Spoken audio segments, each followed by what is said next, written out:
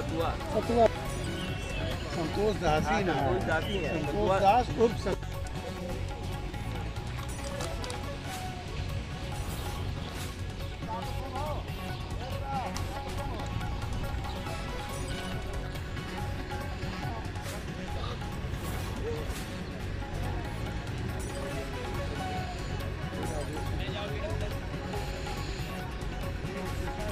बैठे हैं।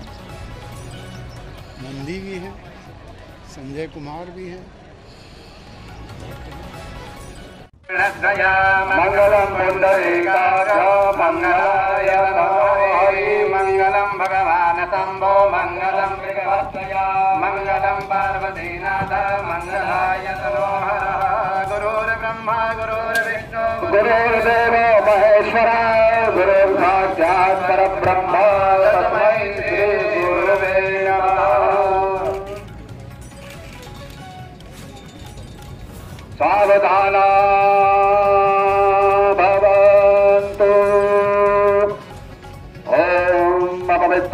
Media briefing में आप सबका स्वागत करता हूं। आज यहां पर हमें दुनिया के सबसे बड़े आध्यात्मिक और सांस्कृतिक इवेंट प्रयागराज महाकुंभ 2025 के लिए आयोजित इन बैठकों के क्रम में मैं आप सबका भी हृदय से स्वागत करता हूं।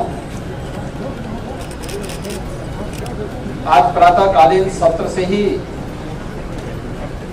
हम लोगों को प्रयागराज में आने, संगम तट पर मां गंगा, यमुना और सरस्वती के मिलन स्थल पर दर्शन करने का सौभाग्य प्राप्त हुआ। आरती और पूजन करने का भी अवसर प्राप्त हुआ। अक्षय वट, सरस्वती कूप आदि की सुंदरीकरण की योजना और लेटे हुए हनुमान जी के कॉरिडोर निर्माण के कार्य को भी और दर्शन करने का भी अवसर प्रातःकालीन सत्र में हमें हुआ है।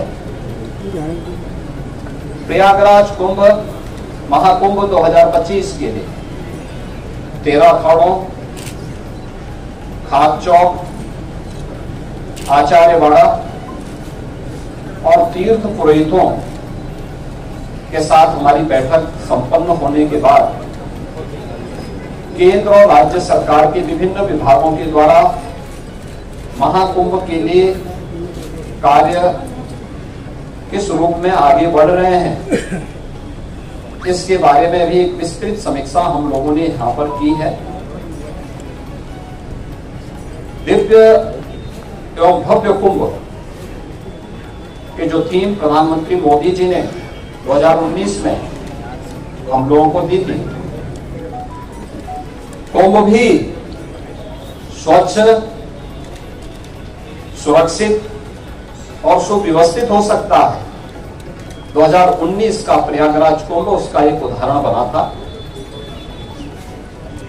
वह एक्सपीरियंस उत्तर प्रदेश टीम के पास है और उस अनुभव का लाभ लेते हुए 2025 के महाकुंभ की तैयारी युद्ध स्तर पर आगे बढ़ चुकी है।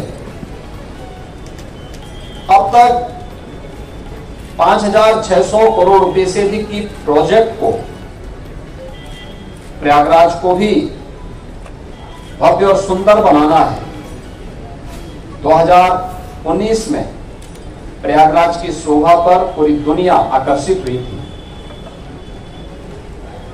लगभग 25 करोड़ 24 करोड़ श्रद्धालु जनों ने प्रयागराज आकर के संगम में स्नान किया था और इतने बड़े आध्यात्मिक और सांस्कृतिक आयोजन में सहभागी बने थे।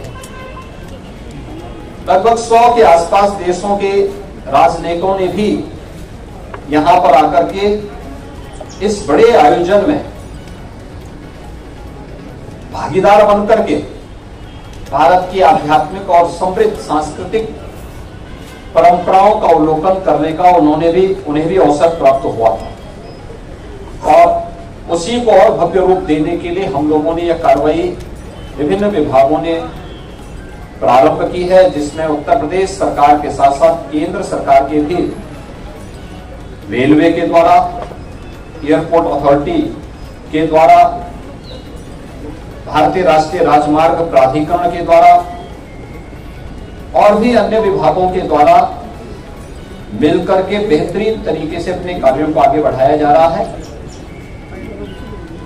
यद्यपि जब कुंभ का आयोजन होता है तो समय संगम में जल का जो स्तर होता है उस समय लगभग ये 8 से 10,000 क्यूसेक वाटर वहां पे होता है। आज प्रातःकालीन सत्र में हम लोगों ने देखा है जल की मात्रा भी लगभग 2.25 लाख से लेकर 2.5 लाख क्यूसेक वाटर अभी यहाँ पे जल है।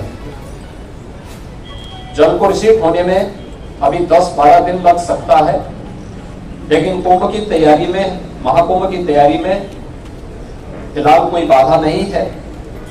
और हम लोगों ने एक डेडलाइन दी है कि 15 दिसंबर तक हर हाल में सभी प्रकार के कार्य, निर्माण के कार्य संपन्न होने के साथ ही कुंभ के दायरे को भी बढ़ाने का कार्य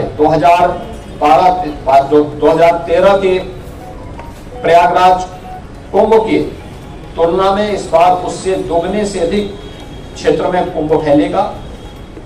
हमारा प्रयास होगा कि पीक डे के दिन जो मुख्य मुख्य पर्व हैं, पौष पूर्णिमा 13 जनवरी से लेकर के और महाशिवरात्रि 26 फरवरी तक, ये जो अलग अलग पर्व पड़ेंगे, जिसमें पौष पूर्णिमा है, मकर संक्रांति है, मौनी अमावस्या है, बसंत पंचमी है, माघी पूर्णिमा है और शिवरात्रि है।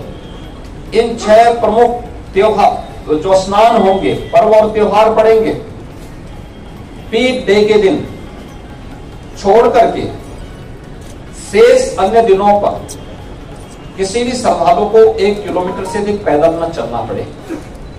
7,000 से अधिक परिवहन निगम की बसेज, शटल बसेज यहाँ पे सेवा के लिए लगाई जाएंगी, इलेक्ट्रिक बसेज लगाई जाएंगी और भी व्यवस्था यहाँ पर हम लोग देने का कार्य कर रहे हैं।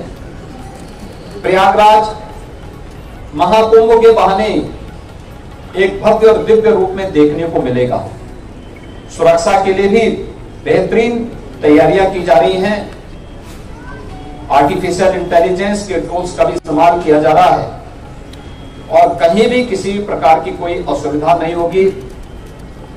जीरो प्लास्टिक के लक्ष्य को लेकर के प्रयागराज कुंभ को हम लेकर के चले हैं।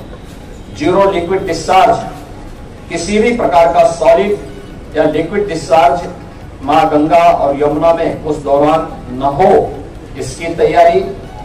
और जितने भी ड्रेनेज सीवर है ये सब तब तक टेप हो चुके होंगे या एसटीएफ में इन्हें डाइवर्ट करके या बायो रेमेडिएशन की पद्धति के माध्यम से हम उसे शुद्धिकरण से ही उससे डिस्चार्ज करेंगे। ये सारी सुविधाएं यहाँ पर हम लोग देने जा रहे हैं और मुझे पूरा विश्वास है कि प्रयागराज कुंभ 2019 ने एक मानक स्थापित किया था, उससे भी बड़े स्तर पर एक भव्य और दिव्य कुंभ को स्वच्छ, सुरक्षित और सुव्यवस्थित कुंभ के रूप में हमें स्थापित करने में सफलता प्राप्त होगी। यहाँ का लोगो था, उसी व्यवस्था को आगे बढ़ा करके प्रयागराज जो महाकुंभ प्रयागराज 2025 का लोगो आज जारी हुआ।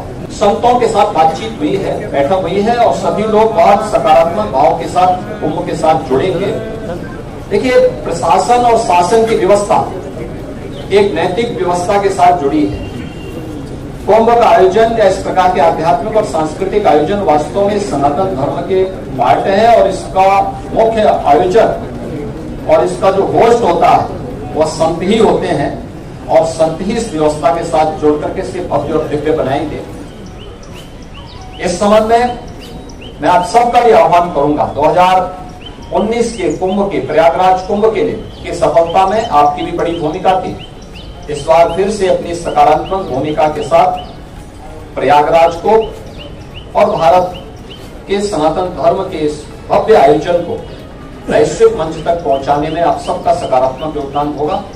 आप सबको मैं एक बार फिर से धन्यवाद देता हूं, आपका अभिनंदन करता हूं।